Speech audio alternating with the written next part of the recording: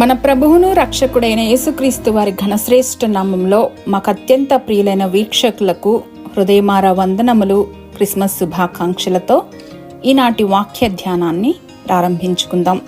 Jesus is the light of the world and he is the true light of Christmas. యోహాను సువార్త 1 అధ్యాయము 4-5 వచనములు. ఆయనలో అనగా క్రీస్తులో జీవముండెను, ఆ జీవము మనుషులకు వెలుగై ఉండెను.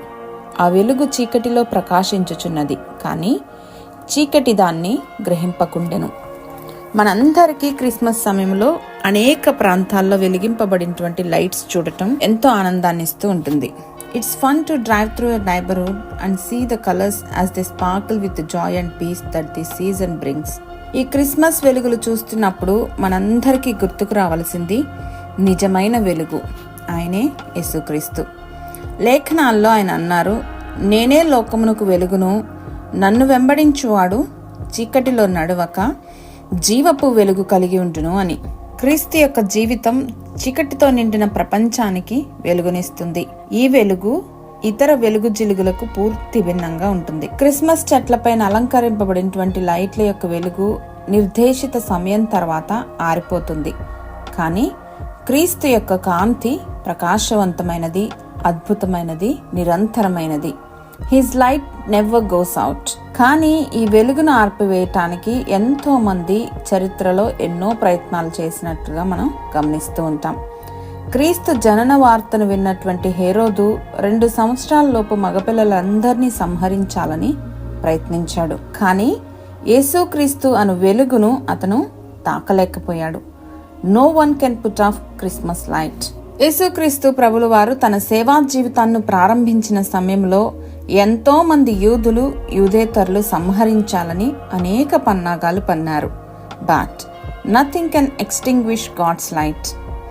చివరిగా క్రీస్తును శిలువ మరణం ద్వారా అంతమొందించాలని ప్రయత్నించారు, కానీ మరణమును గెలిచి మరణపు ముళ్ళును విరిచి మనలందరినీ పాపకోపం నుండి పైకి లేవనెత్తటానికి, చీకటి నిండిన సమస్త మానవాళి బ్రతుకుల్లో వెలుగులు నింపటానికి మృత్యుంజయుడై 3వ దినాన తిరిగి లేచారు.